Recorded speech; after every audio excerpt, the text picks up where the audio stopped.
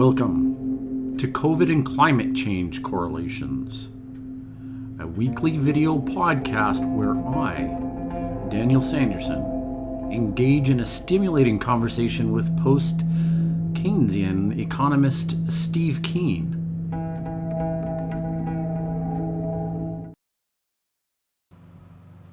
And here I am.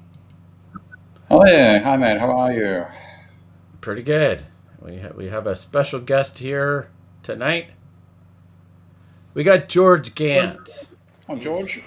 Steve, how are you? Nice to meet you. Daniel, I know you. It's nice to my see camera you just again. Very amateur setup I have here, as people can keep on remarking upon. well, Daniel's the one with the big, holy cow! What is that? Where are you in space? Are you out in orbit? This is the artistic side of me. So you got to see the orange colors coming from, that's the sunshine coming through, I guess, the orange, and it's the, the graphic design of the COVID and climate correlations. That's in the, I can't help myself. I have to I have to arrange things in a way that are, pleasing to the eye. So I think what I need to do is I need to send Steve one of these things called like a portable green screen. They could put behind him. Yes, I've got one of those. Yeah. All the things you have to do to be presentable on the internet these days. If I had the time, okay, but life is too busy at the moment. I've got one of my underlings to go and do it for me. So excuse me while I go and become one of my underlings for 2 minutes to go and. Yeah, we all know that. Yeah, we're in. So Steve, it is a pleasure to meet you, and I think I want to thank Daniel for the introduction and also the work he's done to help me move some of my projects forward. And I think, Daniel, one of the things that excited you is I'm about to begin a project on complexity and philosophy, complexity science and philosophy. And Daniel thought your Minsky techniques and approach is an example of that I'd be interested in knowing more about, and I am. So looks like we have another guest tonight. Hi, Scott. Hi, Scott. Hello. Oh, I'm visible. Great. So let me give a little bit of background, Steve. So as George was alluding to, we've been working together on the PlanckSip site, which is my site, and then also Spiral Inquiry to some degree, because George is an owner of a site called spiralinquiry.org. And basically, we started collaborating on some written pieces, and we spent the majority of a year working on an E.O. Wilson tribute, I guess you'll say. Somewhat. And so what we were looking at were the two concepts of consilience and consciousness. And consilience was a Whewell term. The same fellow that came up with the idea of science, actually as a term, not the idea, not the idea itself, but just just the word. And so Wilhelm Whewell, I think, if it's German, it's the WH is more like a Y. But it's the Wilhelm Whewell came up with this idea of consilience. And Scott's really annoyed by consilience, but basically what it means is there's a jumping together of ideas, and what Wilson was trying to do was bridge together the social sciences, right, with the actual sciences. And E.O. Wilson has kind of challenged several of these kind of pathways that we know as, well, we'll just say epistemology, right? What we know to be real, because some of it is kind of like an uncovering, as somebody that's kind of leading a charge on the forefront of a paradigm shift, or so we've really kind of imagined over the last little while. Like where are those cracking points? Where are those breaking points? And I feel like I'm monopolizing the conversation here a little bit. That's fine. It's good background, and I've just come from a conversation with a old colleague of mine where I think in 50 minutes I got 2 minutes worth in if I'm lucky. So I think you're going to give me more than 2 minutes. So keep chatting. Okay. Well, basically the reason why I really wanted to pull you and George together is that George and I have developed a bit of a friendship, I think, just as you and I have. Yeah. And basically, I think what George is trying to do is he's exploring the idea of complexity, and I think when we were trying to implement or discuss ideas of how to actually get Minsky out into the, from Yeah. the ether down into the world, there was a pathway through engineering, and then there's also a pathway through, like complexity science, you know, Yeah. Yeah. And and to me, I mean, one thing which it's interesting, if you go back and read Hayek's 1956, I think it was, Nobel Prize speech, he actually tried to measure complexity back then and argued that one reason you couldn't have a model of the economy was because of complexity. And what he actually meant by complexity was what we now call complicated, lots and lots of moving parts, etc., etc. But the essence of complexity is fundamentally simplicity and nonlinear interactions. And what you find in economics is this, because neoclassicals are trying to maintain an equilibrium paradigm, they rule out by assumption the nonlinear impacts. And this is, as one of my fellow researchers in the area once said, it's like to have the idea of nonlinear social sciences is a bit like the idea of having non-elephant elephants, because he said nothing is linear. Absolutely nothing is linear. When you push anything to its limit, cannot be linear. So only in a very limited bounds does linear thinking make sense. And when you look at social interactions, virtually everything, only a small amount of it can be handled by reductionism and the assumption of linearity in that reductionism. Whereas economics is just completely dominated by reductionism and is imposing linearity. And then that's what they think actually, consequently, they don't describe anything like the real world in which we live. But you therefore need tools that enable you to visualize that complexity, and that's what Minsky is about. Mm-hmm. yeah.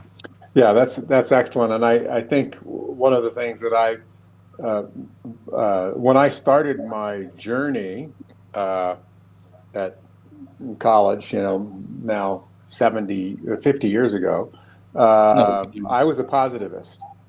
In other words, Okay. I felt that, mathematics and logic and empirical science, man, that is the pathway to knowing everything, perfect knowledge.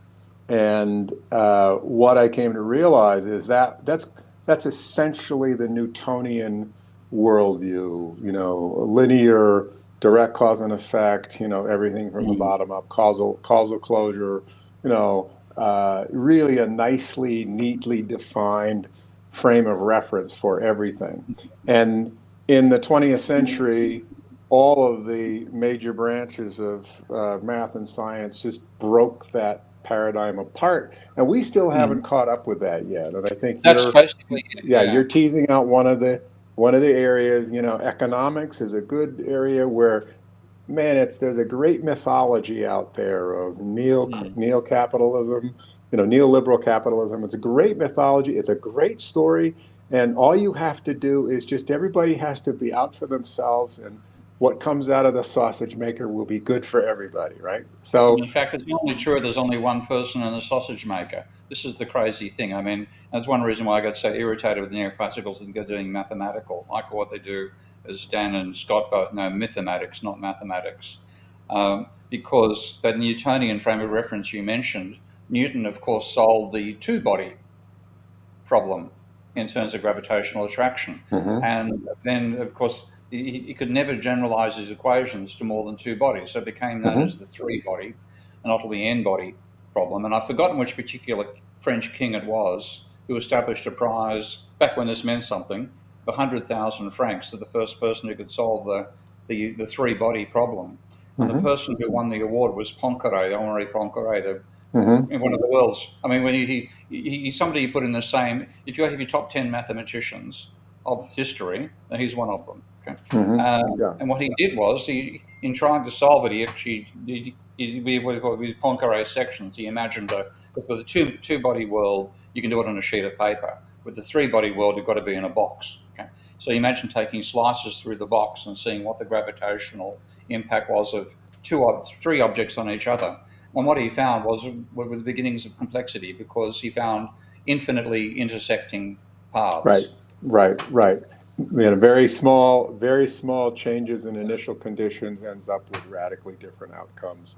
And in fact, we now know that, for example, actually I saw a physicist make this point, an astronomer, saying, if you pick up your pen and move it from one side of your desk to the other, then you have changed the location of Jupiter in 500, about 2,000 years. Okay. So consequently, the predictability that was part of Newton's vision collapsed. Not disappeared. It was, you had a time horizon for the predictability now. And Poincaré did that work in 1899. So, and the economics has stayed on the other side of that ever since. Its main definition came out of 1870. And if you read Phil Murawski, I love Phil, he's a great bloke, but my God, can he waffle. But in his book, I forgot what the name of the book, what he made, Machine Dreams, he made the point that the physics of the 1840s and 30s, maybe 50s, is what economists aped in the 1870s, and it even predates thermodynamics. So they're stuck with what they think is a sophisticated mathematical foundation derived from physics, and it's based on physics which was made obsolete in the 1850s, 1860s, and completely irrelevant in the 1890s, and we're still using that same nonsense in the 21st century. Yeah. Another one of those examples from the past. I mean, I like your reference to the three-body problem. Is and again, I'm not an engineer. I just I know it a little bit enough to be dangerous. Is the Navier-Stokes equation for fluid flow? Yeah. And as I understand it, it's an equation that is perfect because it creates the perfect mathematical structure for that flow, but it is essentially not solvable. Yeah, it's insoluble. Except in specific individual conditions or certain constraint conditions. So, one of my funniest, this is a little joke in a way, but I had, when I worked at Western Sydney, I was still using Mathematica to some extent for my work. I don't anymore. It was just a question of preference. But Mathematica sent this fantastic poster on the polynomial, solving the polynomial. And one of and this is actually Galois' proof back in the 1800s. Galois proved there is no general solution for a polynomial of order 5 or above. Okay, so you can solve. There's a formula for x squared. We all learned that at school. There's one for x cubed. That would take up for a couple of pages of A4 paper. There's one for x to the 4th. There is no equation for x to the 5th. Therefore you can solve x to the 6th minus 1 and things like that, particular instances, but not a generic formula. Anyway, one of the neoclassical staff in my department, a very nice guy, called in because he was having a real problem with one of his PhD students who was trying to do a symbolic input-output table for his national economy. And I said, how many sectors have you got in your input-output table? And he said, 7. I said, right. You're trying to find a symbolic solution to a 7th-order polynomial. Come in and take a look at this poster. So they are ignorant of the foundations of mathematics past what they learn in their own instruction sets. And therefore they're incredibly complicated, which is partly Hayek's old thing, but they're not complex. And they don't realize, wonder the world, you've got to throw out everything you thought you knew in the previous Can I ask world. a layman question, guys? Because to the 7th order, I'm curious. Is that 7 different chaotic? 7th. What's that? X to the 7th. It's he's going a plus bx plus cx squared plus dx to the 3rd plus dx to the 4th. Once you get to the 5th, you can no longer solve the equation. There is no solution. There's no predictability. It's provable. That's what Poincaré did. You cannot give a symbolic answer. So you can actually estimate it and so on, but you cannot give a symbolic answer to that. Now, most people intuitively think, well, if you can solve x squared, you can solve everything beyond it. And so there's this belief in a limitless capability of mathematics. Yeah. What mathematicians know is a whole range of areas in which it's limited. The classic being, I think it's a Galois theorem, I'm not quite sure which one, But no, Godel, any Incomplete. mathematical system must have things it assumes. It can't be self-referential. Yeah, and that's by the way, Steve, that was the thing that tripped me over. I was studying symbolic logic and ran up against Gödel's incompleteness Yeah, theorems, and it is numbing to the mind to imagine that when you are dealing with self-referential systems, that could be language, could be logic, even arithmetic can be structured in ways that are self-referential. Algebra yeah, can refer, the variable can refer to itself. Anytime you're in a self-referential system that's big enough and powerful enough to do some interesting stuff, you run into these undefinable, indiscernible, impossible systems. And the proofs of them boil down to a very simple concept of self-reference. And one of the examples that I like to use is simply this statement is what? Okay, so this statement is true. It's yeah, true and it's simple and everybody gets it, no problem. Now, what if you say this statement is false?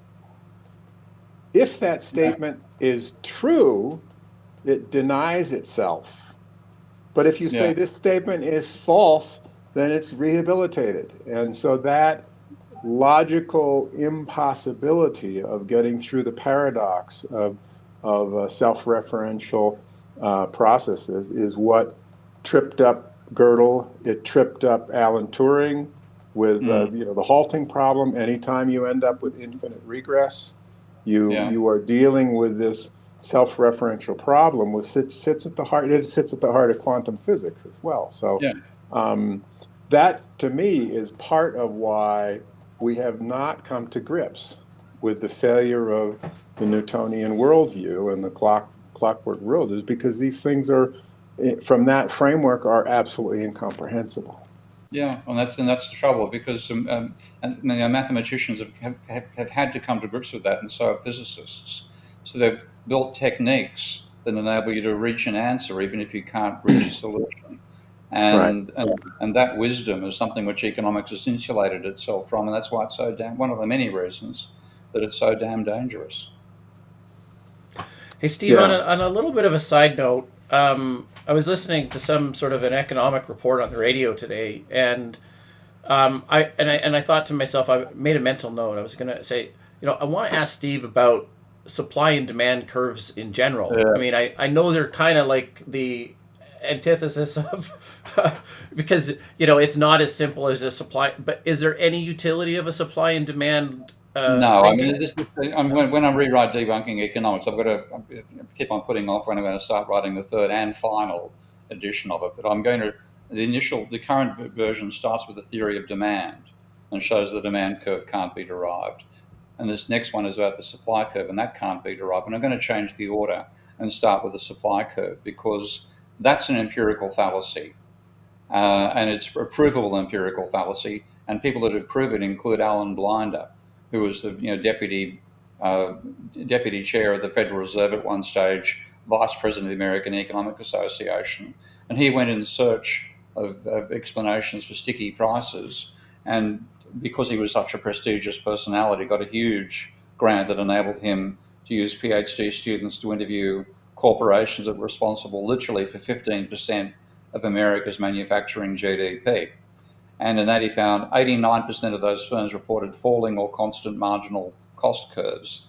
And once you have falling or constant, the definition of the supply curve is the marginal cost curve above average price, okay? Average cost. So what Blinder found was there is no such thing. Now, ironically, if you go and check his textbook, do you find his research in the textbook? And the answer is no. He repeats the religion. So I want to say right from the very outset, you can't even draw a supply curve. So the whole Steve, mental framework goes wrong. Yeah. can I ask you, Steve, to explain that a little bit? Yeah.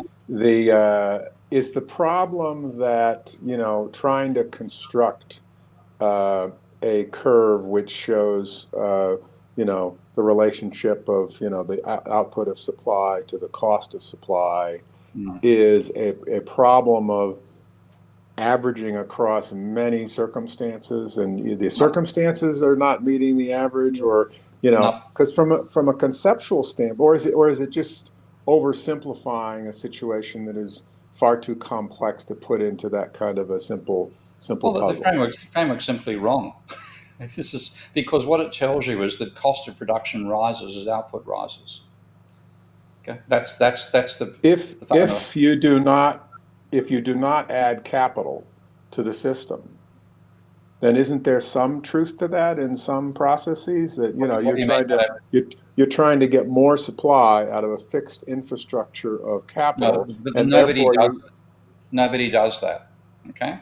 Understood. So it's idealized. The problem is it's an idealized structure that really doesn't apply to the real Bingo. world. Well, and if it's not even ideal, it's the sort of bullshit that would happen if you let economists design a factory. I mean, if you read Mankiw, unfortunately I have, and Blinder and so on, their explanation for why production falls as volume rises is workers start bumping into each other, trying to manipulate the controls of the same machine. Now, any engineer who designed a factory like that would be sacked, okay?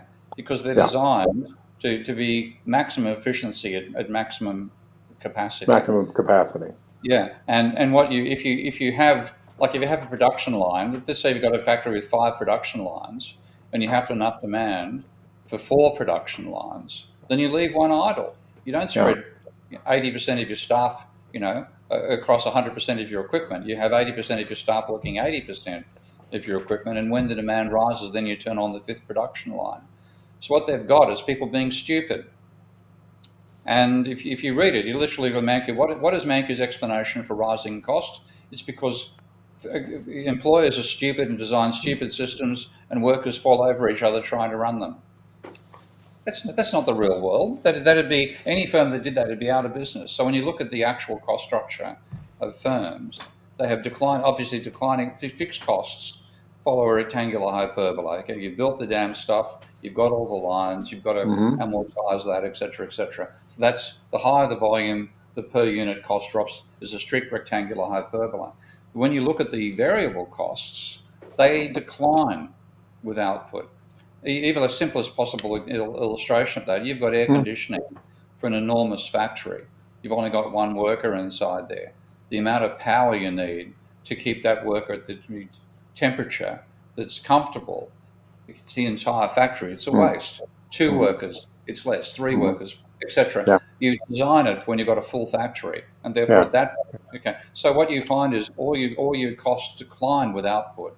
So you cannot use the variable costs, which they use, the cost per unit. If you use that for your pricing, you'd be setting a price far below your cost of production. Yeah. And therefore, but that is the basis of the rising supply curve. Yeah, yeah. So it's a very convenient fallacy. Yeah, exactly. Right? So it's a fallacy, and it's convenient because it makes a nice there's an intuitive case for it, but it's actually a fallacy. And so everything that's built off of that relationship of supply curves and demand curves, and it's all and I remember there's the consumer welfare, the difference between marginal costs and what's going to be the extra value that's going to be split between the producer and the consumer. Yeah.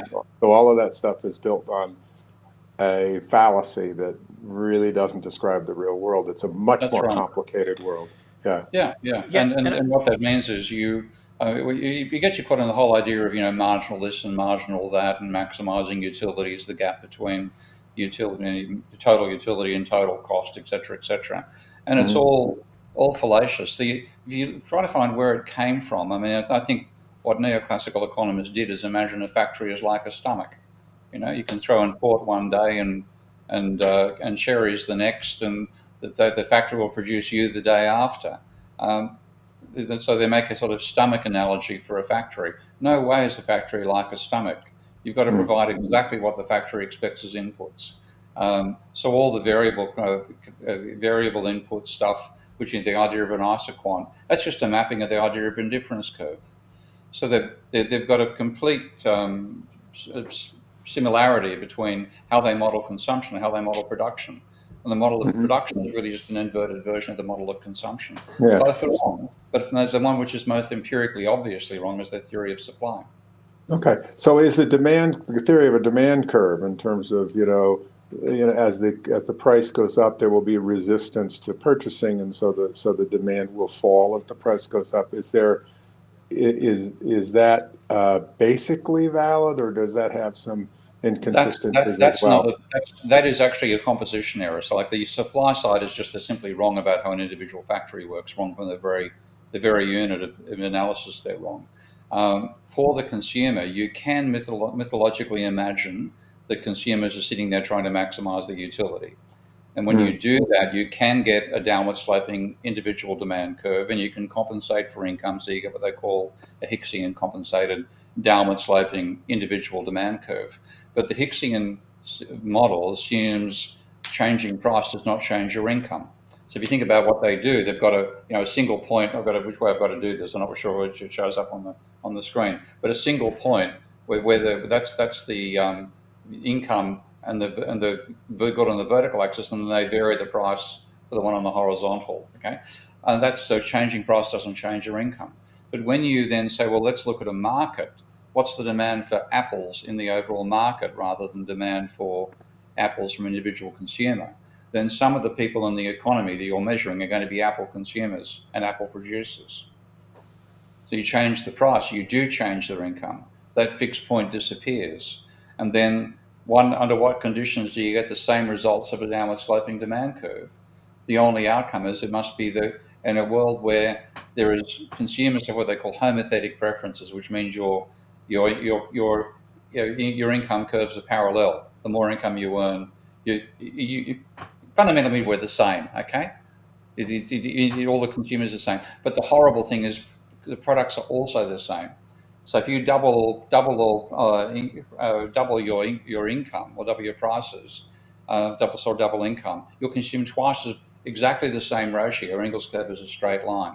That means you cannot distinguish between a toilet roll and a hamburger. Okay, it's either the same thing. So that's just nonsense. So it reduces to being accurate in a one commodity world. So total fallacy of conversation. Right. So there's lots of substitutions, and there's certain items that have a you'll pay almost anything for a roll of toilet paper under certain circumstances, right? And it is just a whole series of fallacies which they overlook because they like the story that the underlying parable tells, and this is what's so criminal about them, and that's why what's wrong with the neoclassical theory of demand is that it leaves up the distribution of income. Okay? Because if you change the distribution of income, you do change what people will buy collectively and individually. So you have to acknowledge that, and that therefore means you have to have a theory of class as part of your social structure. And what do they not have? A theory of class. So all these huge holes in the neoclassical vision. And yet, because they like the underlying parable, they wave their hands and ignore all this stuff. And you have a theory of supply, which is empirically wrong, a theory of demand, which has a fallacy of composition to it. It's just, you look at it and you think, it's such an elaborate worldview, and they do not want to leave the worldview behind. But if any chink in it anywhere, the whole thing falls apart. So here's Binder finding that supply curve does not exist. What does he teach his students? Diminishing marginal productivity. The same nonsense you get in Mancure. I have to admit, I don't have a deep background in economics. Lucky you. Well, I don't know. But I have felt a sense that, there are problems in what I hear as sort of the metaphysical, or the narrative of the neoliberal capitalism, and all the happy face that goes along with it.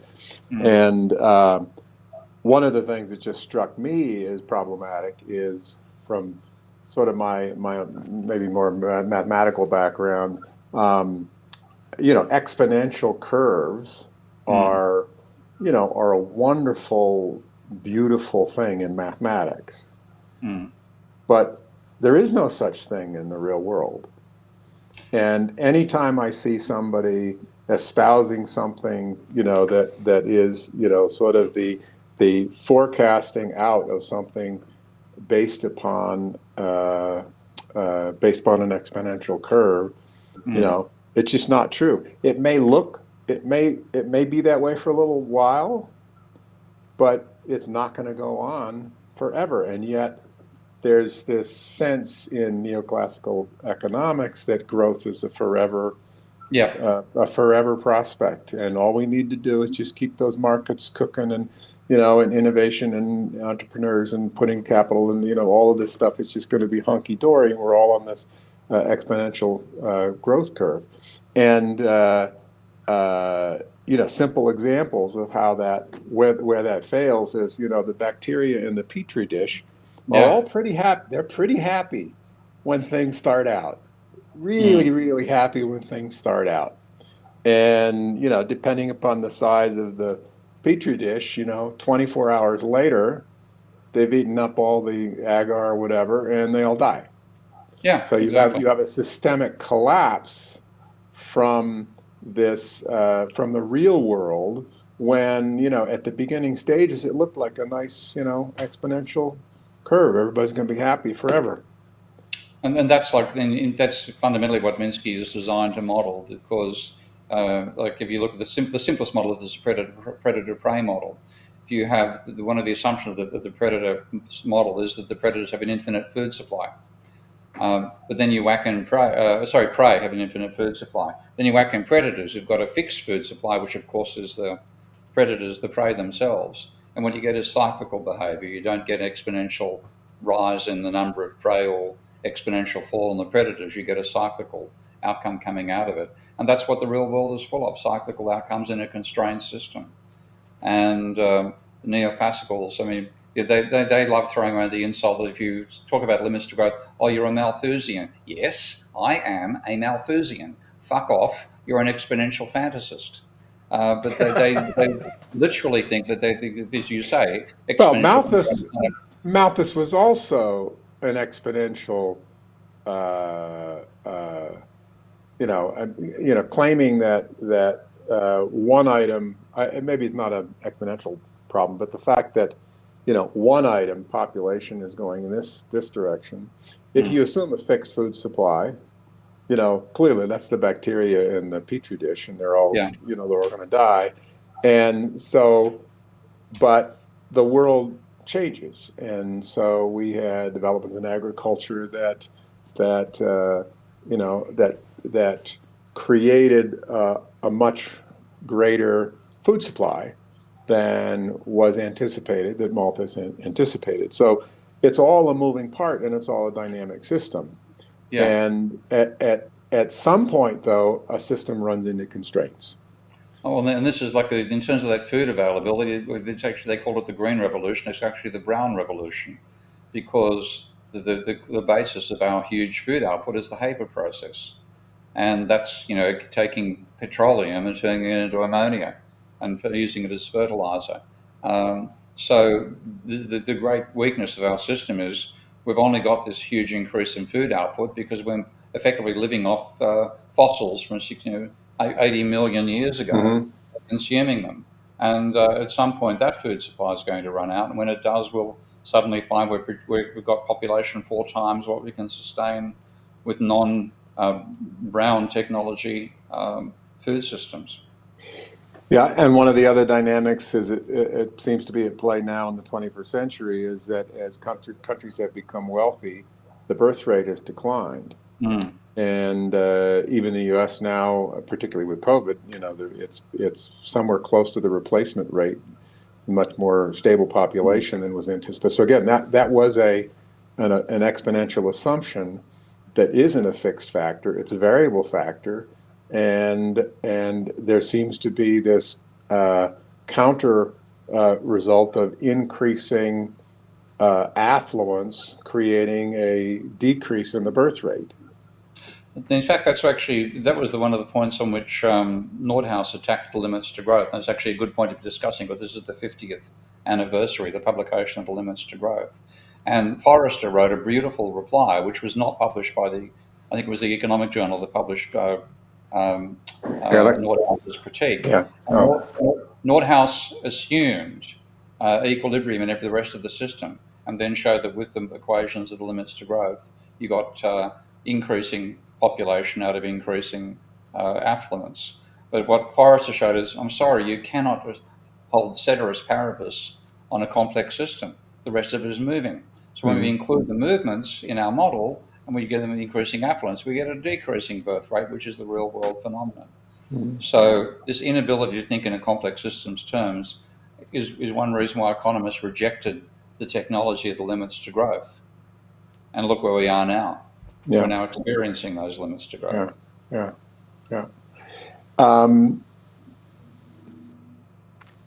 Interesting. Well, I can jump in here. Okay. Because I want two things. I'm going to give you guys an option on which way to go. Partially, I would like George to explain a little bit about the Boston long now, complexity, the organization, because I really wanted to be able to bring you part of the goal for today's event was to see how Steve could actually interact with the complexity sprints, the weekends, or the events that happen quarterly with a project that George is involved with. Okay, so this represents option A to choose about and talk about. Okay, now Yep, sure. the other option is on Steve's side of the thing, and Steve, I don't know if you have your computer available yet, but you were able to pull up Minsky and you do this really beautiful like time lapse, I think, of a system with the butterfly effect.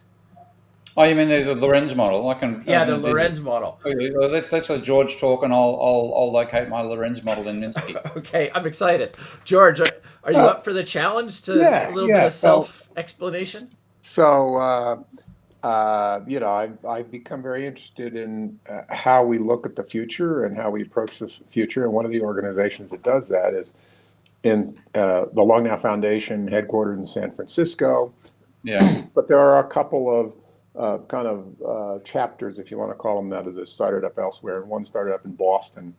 And part of what we're trying to do is to encourage people to get away from short-termism, short-term thinking, short-term assumptions, and really expand their horizon out to look at the long term. And the longer you go, the more uncertain and unpredictable and dynamic the system is. So you can no longer really rely on that kind of engineering practical thinking you have to imagine, you have to aspire, you have to kind of be moved by things that are much more kind of aspirational in nature than concrete. And so it's been an interesting journey to work with speakers and bring them into the community to get those ideas discussed. But as I said earlier, one of the things that excites me is complexity science itself. As the Newtonian world unraveled, we had quantum physics, electromagnetism, relativity, quantum physics, the hard sciences kind of fraying around the edges. You had mathematics kind of going right to the core with Turing and Gödel, and then complexity science comes along, with some early stages in cybernetics and some of the early thinkers that now finds the potency of the dynamism of living systems and even mechanical systems, the way they actually operate in reality, complex systems. And I think there are some threads within complexity science that can help us get a better framework for conceptualizing how the world works in a kind of worldview that will fit that dynamic. So there's an organization that's called Complexity Weekend. Some of the people that have started it up are kind of graduates from programs at the Santa Fe Institute. Yep. They are trying to build a worldwide online community of practice where people who are involved in different aspects of complexity science from a practical standpoint, whether it's cryptographic systems and blockchain or biomimicry or working the mathematics of, the complex mathematics, bring these individuals together in a self-organizing manner, a self-organized system, if you will, to share ideas, share perspectives, and to bounce off of each other as a way of helping to move each person in their individual domain forward by cross-cutting, ideas from other types of domains, and seeing where this distributed autonomous organization of folks can go. So that's what Complexity Weekend is. It does 2 weekend sections per year, and then there are monthly events that they call heartbeat events, which are smaller sessions. They've got asynchronous text communication that can draw people across the globe into a conversation around a particular thread. They've also got synchronous time get-togethers, which are done with an interesting little technology called Gather. So you pretend you're in this little room and you march around, and then you go into one of the rooms, and all of a sudden you're on a call like this with one other person or 10 other people, or it could be a plenary session where there are 100 people listening in, and so they chunk out their sessions in 1 hour blocks, so you have a time frame. But for the weekend itself, it goes over 48 hours, and essentially circles the globe, and has participants all around the world. And it's I've been in one of those. I'm going to facilitate in an upcoming Heartbeat event on this concept of how do we look at complexity science and worldview.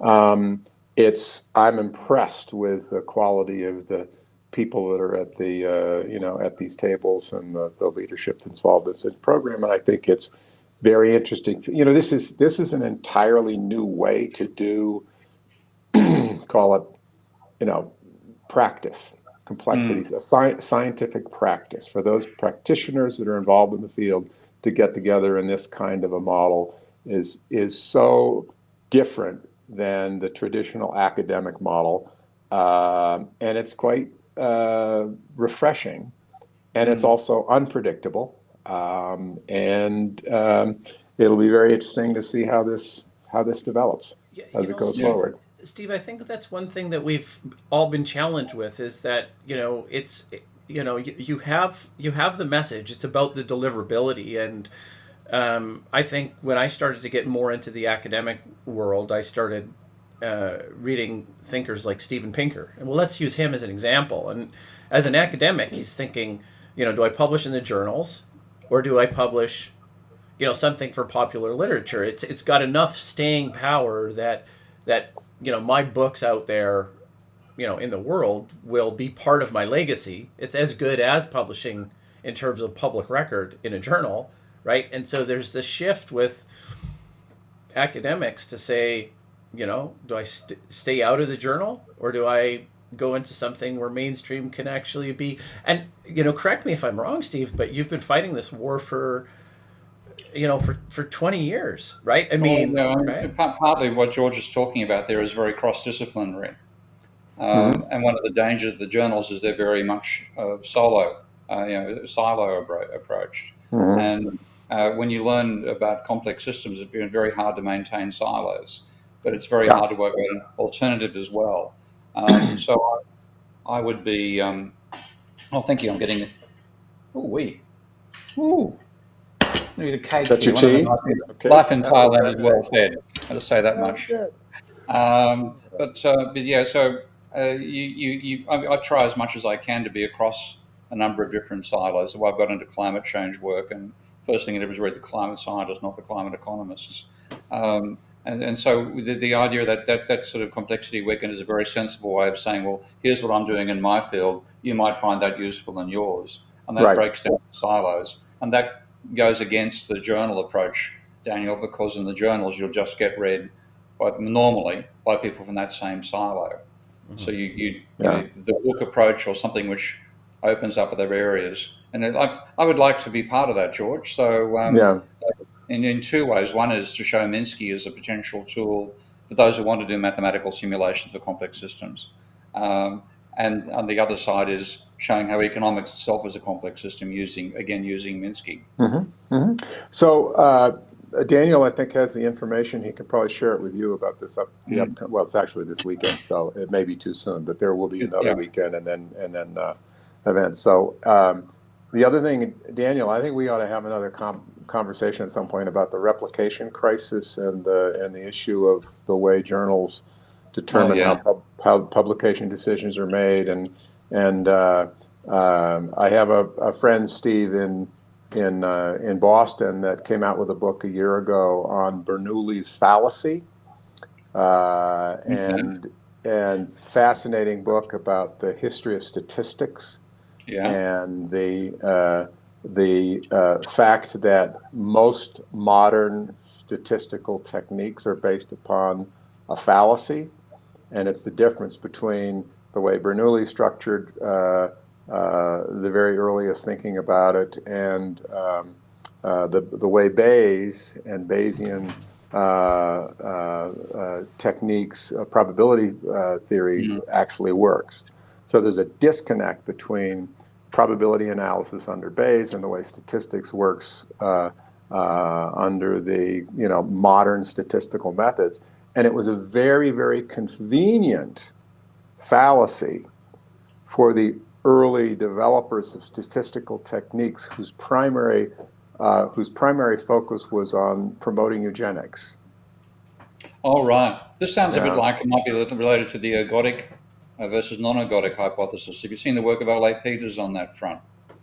I haven't. The young writer that wrote this book is Aubrey Clayton. Is his name? The young writer, and the Bernoulli's fallacy. It's really a well, we might actually get Daniel to exchange notes there, because a guy called Ole Peters is a pure mathematician and statistician that started looking at how economists use statistics, and what they're basically doing in finance is say, if you toss a coin and it's you're going to get 60% for one value and 40% for another, what should you do this or not take this gamble, depending upon what the returns are? And it's working in a world where you can do the same test 100 times, but the real world is sequential. Okay, so it sounds very, very related. So you've got a mental framework that I used to teach my students is to say, here's what the finance textbook says you should choose the result with a higher expected value. And so, but you don't get the expected value. You get either A or B. Okay, and therefore, can you afford, if A is a loss and B is a gain, and the overall thing says, well, overall you expect it is positive, can you afford to lose what happens if A turns up? If the answer is no, do not take the gamble. But if you can do it 100 times, obviously you choose the one with the higher expected value, because you will get it over 100 choices. So this sounds very, very similar, the wrong statistical framework for analyzing uncertainty. Right, and one of the problems of the replication crisis is when you have a set of data and you do 100 trials of 100 different regressions against that data, and you use a confidence interval of plus or minus 5% with a 95% confidence. That means 1 out of 20 times you're going to get a spurious correlation. And so if you keep throwing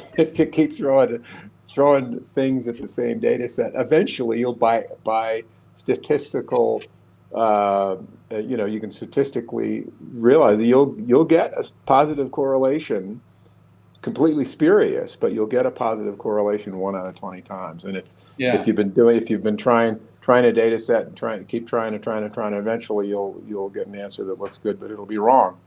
And the journals, nobody sees that backstory. Nobody sees how many times somebody tried to fit the data to particular equations to make it work. So, and in the real world too, if you have a 95% chance of a positive outcome and 5% of disaster, you're going to fail, because that 5% will happen.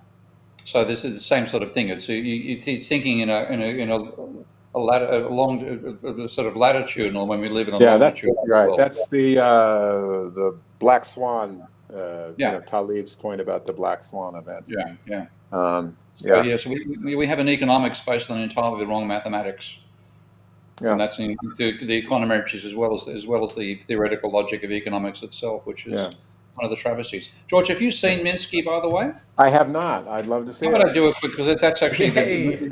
we had a practical contribution to complexity week. It'd be saying, why don't you use Minsky for your modeling as a way of showing what complex systems are, rather than Mathematica and so on and so forth. Not because it's more powerful; it certainly isn't, but it lets you visualize better. So I'll just actually just go and share my screen here, and this is actually when I share it. First, I'm going to get the cascading windows effect here. Let's get rid of that. Oh, thanks, honey. Thanks, fruit as well. Okay, let's look at that's a model of a that was a model of the pandemic. But let's quickly run Minsky here. So this is the Lorenz equations, which are extremely simple.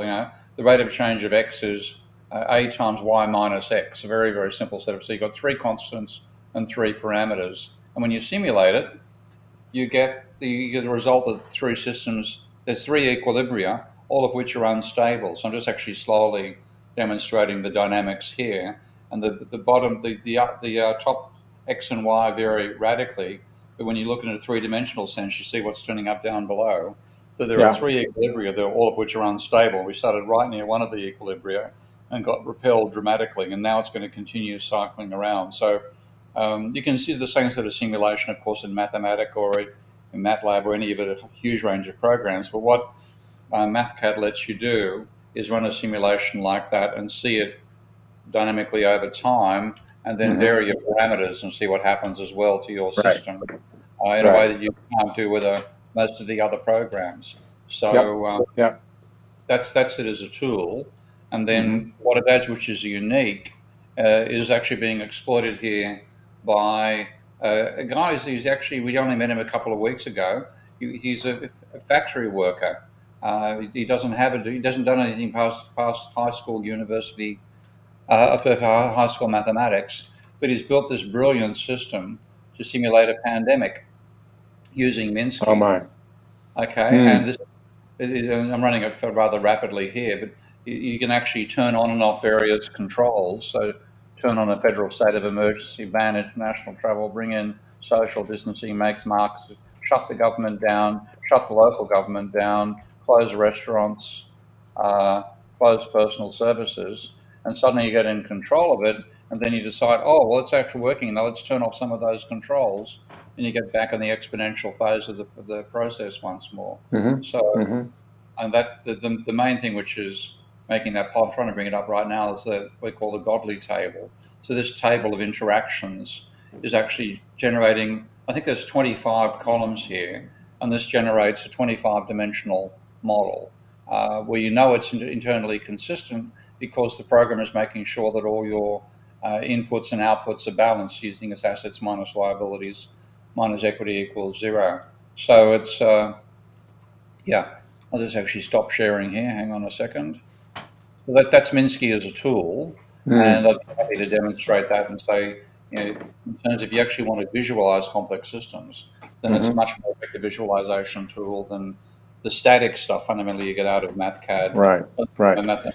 Yeah, I suspect many of the technical folks at Complexity Weekend would be very familiar with what you're saying and probably even use the tool. The two thoughts that occurred to me. One is I have been unable to really track down the source of the phrase butterfly effect because it's used in the context of meteorology, saying the flap of a butterfly's wings can affect the course of the storm 1,000 miles away. But it seems a lot more likely that somebody in Lorenz's laboratory, as they're exploring this phenomenon and they're finding the attractor that's showing up when they run these equations, it looks like a butterfly. Exactly. So, that's where it did come from. That's what I suspected, but I haven't found a reference for that. It's actually, if you Lorenz's paper's in '63, so it's what I call it deterministic aperiodic flow. Yeah. Yeah. And then Yeah. in that, when he actually, how do you describe the actual structure of the attractor? And that's where the idea of the butterfly. I'm not quite certain if the phrase is in that paper. I don't think it is. Yeah. Yeah. I think it turned up shortly afterwards, and people discussing what it looked. Yeah. It looks like a butterfly. Yeah, and then they borrowed it to use the example of intermediality. Uh, But that would be an interesting thing, though. So there's a logical explanation there, George, because the thing is that even though it may not have been uttered in a text, what I think Steve's very valid in the point in pointing out that this was the seminal work that initiated whatever that effect was. Right, and right. Yeah, and anybody that sees that curve that comes out of that equation, the results that you were running, yeah, it looks like a butterfly. So it makes perfect sense that it came up. Oh, the other thing I wanted to mention is that Aubrey Clayton, the mathematician I mentioned earlier, had an article in Nautilus magazine early in the pandemic, and his claim in that article was that the virus COVID had gotten inside of our OODA loop.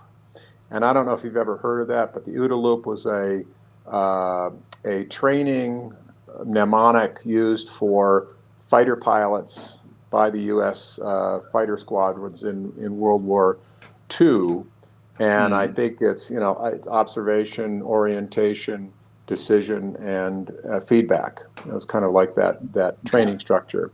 And using that training structure, the U.S. fighters with lesser equipment were able to significantly outfight the German fighters because they'd had that particular kind of training. And what it points out is that we've been in conflict. We were in conflict, still are, with the virus. The virus changes and morphs and reacts in the environment faster than we are able to react. Yeah. So, as you point out, the exponential phase of expansion of the virus, moves past our ability to respond to be able to meet that challenge. So we're always behind. And that behind is enough to let this particular virus get out of control, whereas SARS-CoV-1 or Ebola hasn't had those same kind of characteristics. This one is the one that, since the Spanish flu was the last one that did it, and now COVID does it now. And if we're always making our decisions, and this is probably a good message for economists and financial people anyway. If you're making your decisions based upon historical data, you're always going to be behind what's happening ahead. It's reactive behavior. Reactive as opposed to trying to get ahead of it with this kind of reflective operational capacity of observation, orientation, decision, and feedback. So. The model was great. I think that's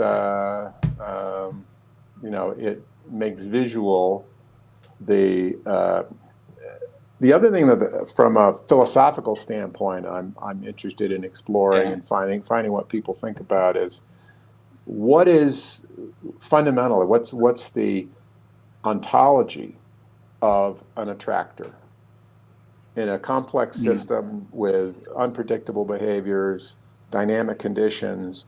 For an attractor to emerge, what does that represent? It's not predictable.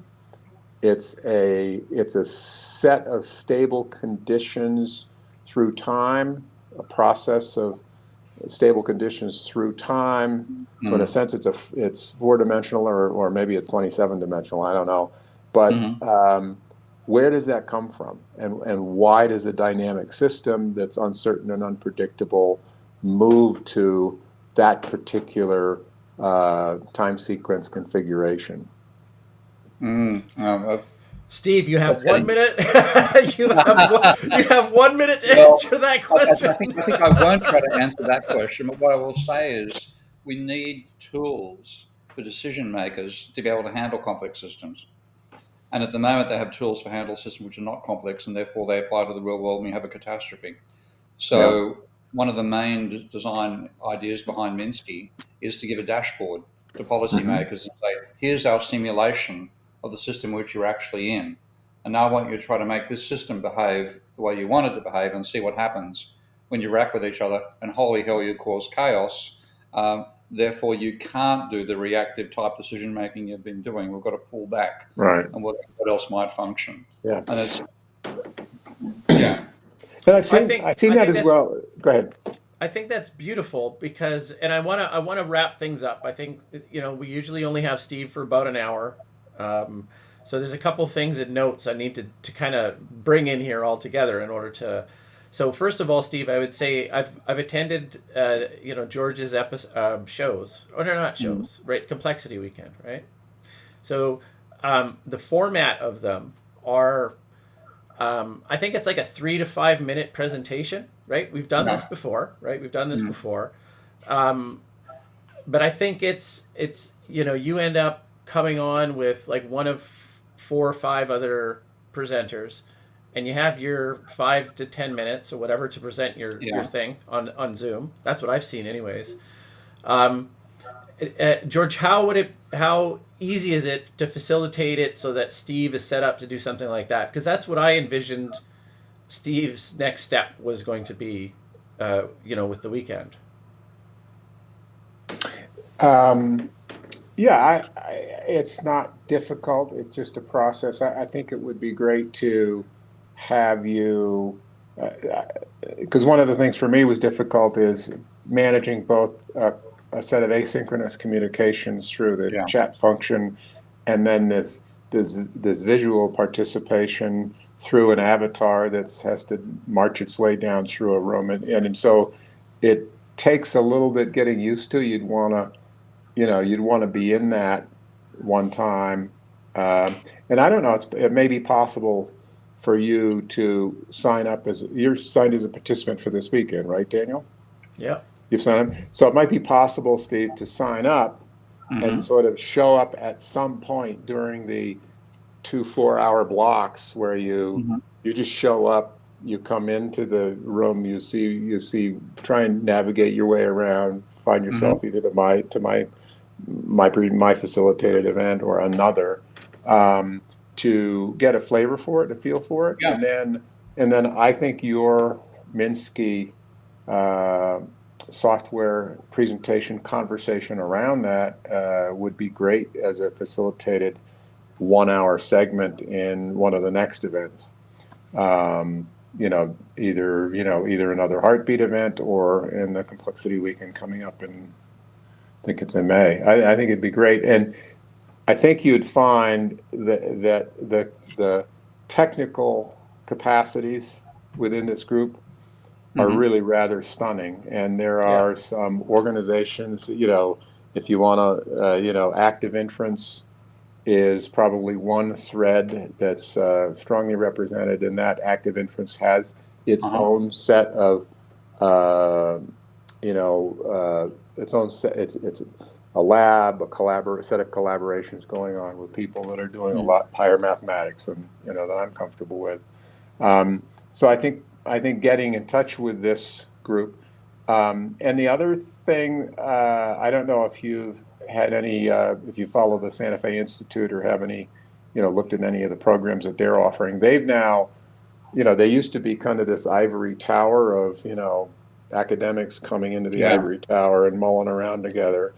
They've now created platforms for extended educational opportunities on both complexity science and many programs around complexity science. And they have a winter fellowship program. They have a summer fellowship program, and that's another opportunity to potentially tie into an organization that is less, much more cross-cutting. I mean, one of the principles of the Santa Fe Institute is to really bring people in from disparate disciplines to talk about issues and make that and there may be folks that are involved. I haven't checked their podcast for anything on the kind of the economics, but they may have people working in the area that you've been working in. That's Okay, well, another come good on. So opportunity. it's actually on this weekend. Yeah, I'll maybe Okay. send you something over, and I'll come along and I'll participate as much as I can. Yeah, It's yeah, it's a drop-in. It's a drop-in. You can just drop in and sit in Yeah, these sessions okay. and listen. You don't have to say anything. You just kind of get a flavor of it or chime in when you want to chime in. And it's the two cohorts. The two blocks are 5 my time. Your Pacific time. You Pacific time, Steve? no, he's way over. Bangkok, Indochina. Well, you'll find you may have your time. This may fit you middle of the day. For me, it's 5 a.m. in the morning and 9 Oh, p.m. God. at night. Yeah.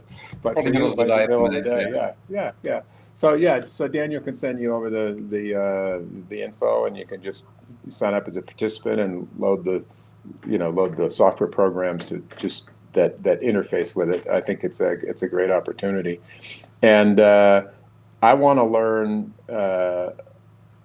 I want to learn more about the Minsky software and how that operates, and Yeah.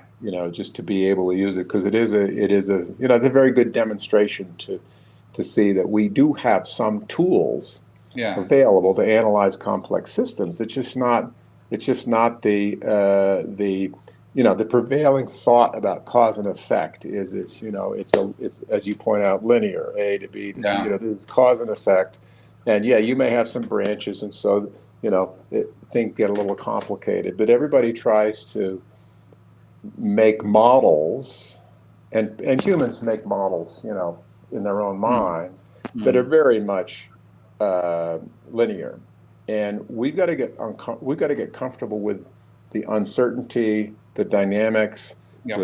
with branching fractals, even understanding what that means and why that shows up in nature so often, so that we Yeah. can understand the level of complexity, the level of sophistication. So you can't use a linear model. It's like the old analogy of using a sledgehammer to make a toothpick. Yeah. Something. Yeah. Oh, great to meet you, George, and I'll see you Yeah. on the weekend by the sounds of it, when you Yep. might be more bleary-eyed than I am. Cool. Yeah. Cool. Well, I'm a little bleary-eyed now. It's late. It's been great. It's been a great chat. Yeah, good to chat very much. Scott, Yeah. we didn't get a chance to talk about your little topic. We do it next week, though, perhaps. Oh, that's fine. I didn't want to take up too much talking time tonight, so I was getting Okay, too mate. verbose. I thought I'd kick back after a little while. Yep. Yeah. Okay. Good for you, Scott. Okay. We'll see you all next week, and see you All on the right. weekend. Thanks, Okay. Daniel. Bye.